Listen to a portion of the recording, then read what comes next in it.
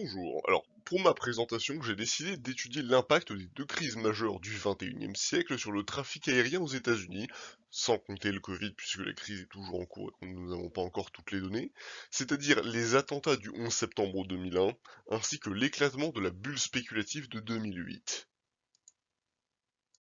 Donc, concernant mes sources, j'en ai principalement utilisé deux. Le site worldbank.org, qui m'a permis d'obtenir les courbes globales du pays pour le transport de passagers et le transport de fret au cours de la période étudiée.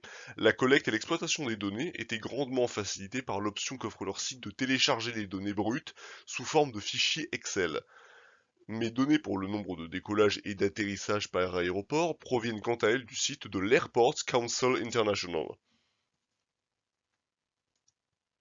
Donc, concernant ces cours, prenons d'abord une vue d'ensemble du trafic aérien de l'année 1998 à l'année 2019.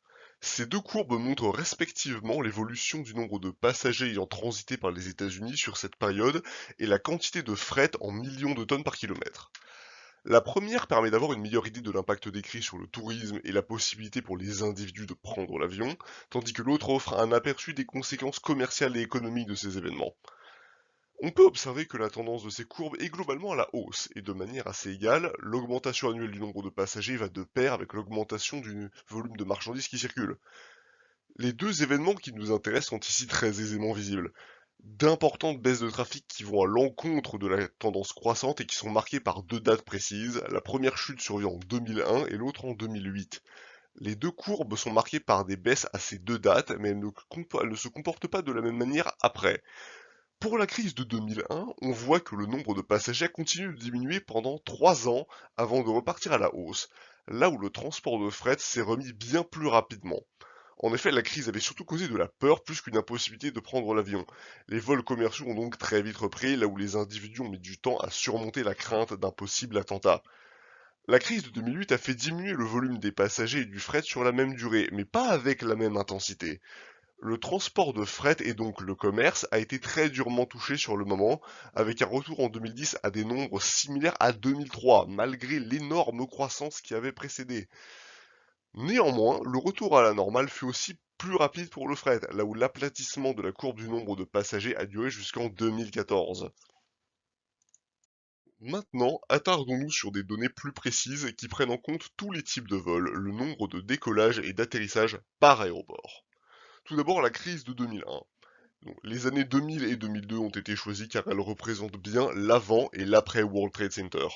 On peut observer que, d'une manière assez intéressante, tous les aéroports américains ne sont pas affectés de la même manière par la crise. Certains, comme celui de Chicago ou d'Atlanta, n'observent qu'une très faible diminution du trafic, voire une légère augmentation. Néanmoins, la plupart des aéroports de taille plus modeste ne peuvent pas en dire autant. Par exemple, celui de Los Angeles qui a perdu plus de 100 000 vols en à peine 2 ans. En moyenne, ces aéroports ont observé une baisse de 8% du nombre de vols, avec des pics jusqu'à moins 17% dans certains cas, ce qui a eu un impact désastreux sur les finances des diverses compagnies aériennes, et qui en a même mis certaines au bord de la faillite. Donc, pour la crise de 2008 maintenant, on observe un phénomène très similaire à celui de la crise précédente, une baisse globale du trafic de 7% cette fois, même si derrière ce pourcentage légèrement inférieur se cache une perte brute plus importante à cause de la croissance annuelle normale du nombre de vols qui avait eu lieu entre les deux événements. On notera aussi que dans le cas de cette crise, qui est de nature économique et non le résultat du terrorisme, même les très grands aéroports qui avaient montré leur solidité auparavant sont affectés. Atlanta enregistrant une baisse de 3% de son très important volume annuel et Chicago subissant une perte colossale de 10% de son trafic. La nature différente de cette crise fait que ses effets sur l'activité aérienne se manifestent d'une autre manière que lorsque la crise est d'origine terroriste.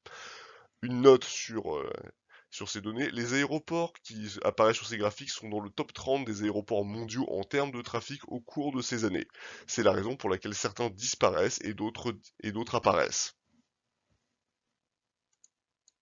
En conclusion, l'étude de ces données permet de voir que, même si, en regardant rapidement les courbes générales, on pourrait croire que deux crises majeures ont un résultat équivalent, ici, la baisse de trafic aérien, on constate en se plongeant dans les détails que la réalité est bien plus complexe que cela, et que différentes crises produisent différentes réactions.